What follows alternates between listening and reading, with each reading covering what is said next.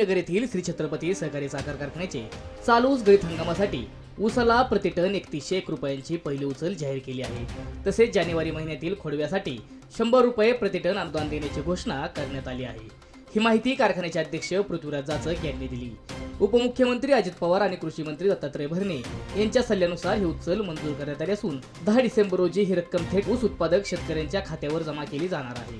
जाचक म्हणाले, काटा चोख पेमेंट रोख हे ब्रीद ठेवून कारखाना आणि शेतकऱ्यांशी विश्वासाचे नाते टिकवणार आहे। माझा कारखाना माझी जबाबदारी या संकल्पनेनुसार अधिकारी आणि कर्मचारी उत्तम कामगिरी करत असल्याचे त्यांनी सांगितले। दैनंदिन गाळप क्षमता 8000 टन एवढी आहे।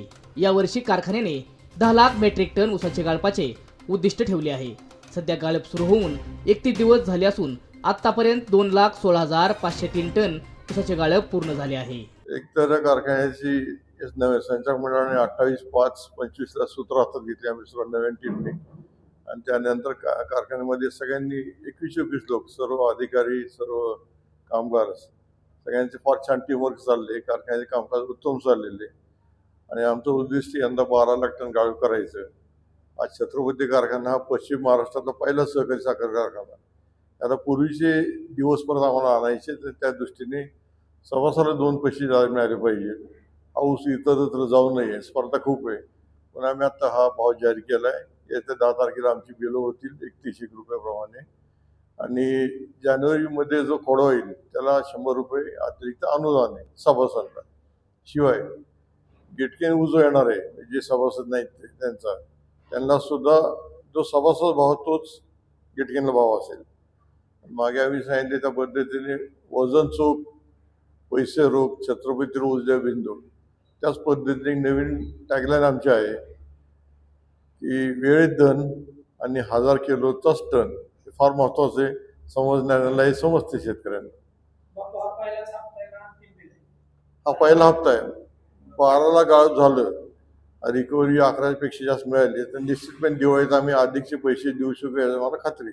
अधिकचे पैसे सभासदांना आणि कामगारांना सुद्धा आम्ही चांगला बोनस देऊ याची आम्हाला खात्री।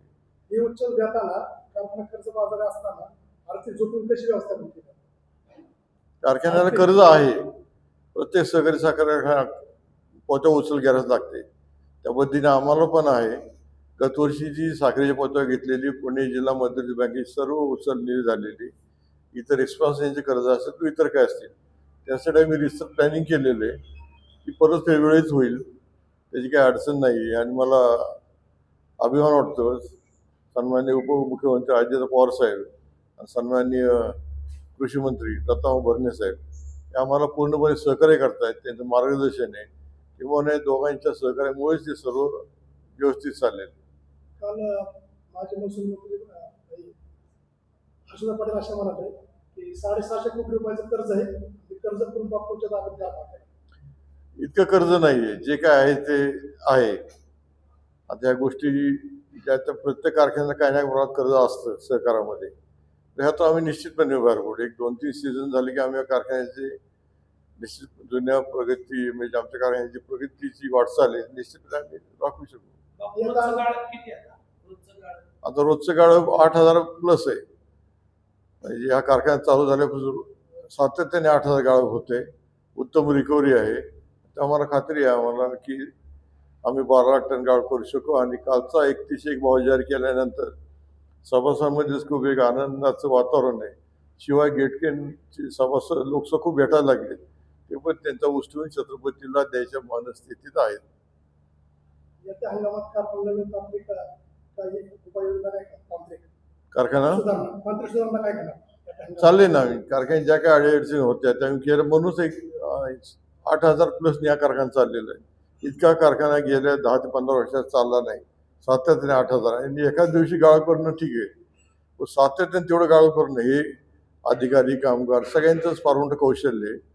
आणि ज्या काही त्रुटी आहेत तांत्रिक आम्ही दूर केले, तर राहिलेल्या पुढच्या ऑफिसमध्ये करू। इथेनॉल प्लांट किंवा को जनरेशन व बायो सीएनसी यासाठी स्वतंत्र प्रकल्प आहेत? आमच्याकडे कोजन आहे, कोजनचा उत्तम प्रयोग चाललेले आहे। आमच्याकडे डिस्लरी नाही आहे अजून।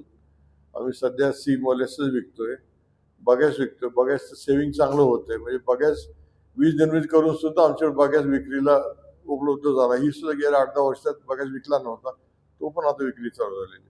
कारखाना टॉप 5 मध्ये जाण्यासाठी आपण काय सूत्र आखले? सर्वांनी ठरवलंय, आम्ही सर्व 21 जणांनी, आमचे 21 संचालक, आमचे कार्यकारी संचालक, सर्व अधिकारी वर्ग सगळ्यांनी एकजुटीने काम करायला ठरवलं. उत्तम टीमवर्क चाललेलं आहे आणि माझा कारखाना माझी जबाबदारी हे आमचं सूत्र आहे. तर प्रत्येकजण त्या दृष्टीने काम करतोय, अगदी टॉप लेवल ते अगदी बॉटम पर्यंत प्रत्येकाला त्याच्या समस्या निराकरण होते. कोणाची काही अडचण आली तर आम्ही सगळी इथं अवेलेबल असतो. इथे कारखान्यावर आम्ही शिफ्ट केलेत सर्व संचालकांनी, आम्ही इथं बसतो राऊंड क्लॉक. अगदी इथल्या कारखान्याच्या गाडीवाला जर काही अडचण आली, लाईट नसते, पाणी नसते त्याच्या राहायच्या ठिकाणी, तरी तो रात्री 12 वाजता म्हणला ते मला फोन करतो किंवा काय संचालकाला करतो, कार्यक्रम संचालक करतो आणि ते आम्ही निवारण करतो. थोडक्यात छत्रपती आमचं कुटुंब आहे, हा परिवार आहे. सगळ्यांना आम्ही धरून कामकाज चाललेलं आहे.